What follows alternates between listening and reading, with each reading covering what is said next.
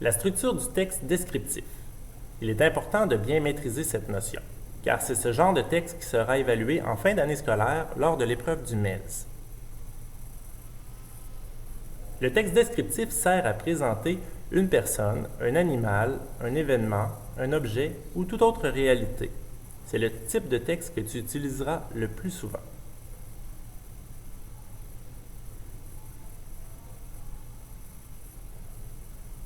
Ce type de texte te permet d'exprimer ton point de vue sur un sujet en utilisant un ton neutre ou subjectif.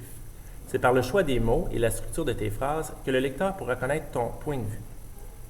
Lorsque tu écris un texte descriptif, tu dois tenir compte de son destinataire. Il est important de t'adresser à lui tout au long du texte. Le texte descriptif se divise en 3 grandes parties: l'introduction, le développement et la conclusion.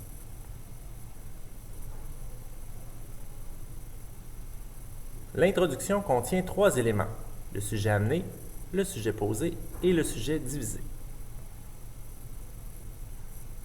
Le sujet amené présente globalement le thème abordé.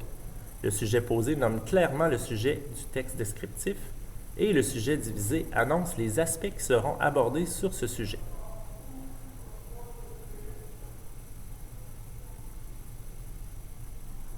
Voici un exemple très simple d'introduction. Notre système solaire contient plusieurs planètes. C'est le sujet amené. C'est général et peu précis. Une des plus grosses planètes est Jupiter. On vient de poser le sujet. On nomme précisément de quoi on parlera dans le texte. Les sujets abordés sont l'aspect physique, la composition et l'atmosphère qui l'entoure.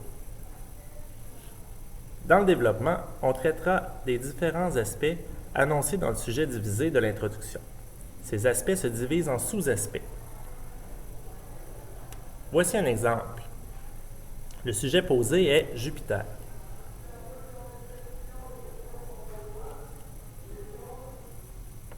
Le sujet divisé est le physique et la composition. Pour le premier aspect, 2 sous-aspects seront traités.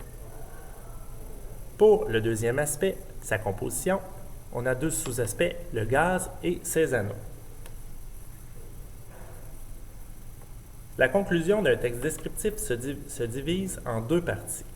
On doit d'abord faire une synthèse du sujet, un petit résumé des éléments importants, en laissant voir notre point de vue.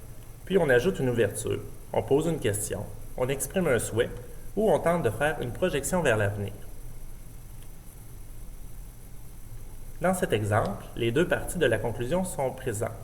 Bref, les projets d'exploration nous permettront d'en apprendre davantage sur cette immense planète, résume bien le sujet abordé.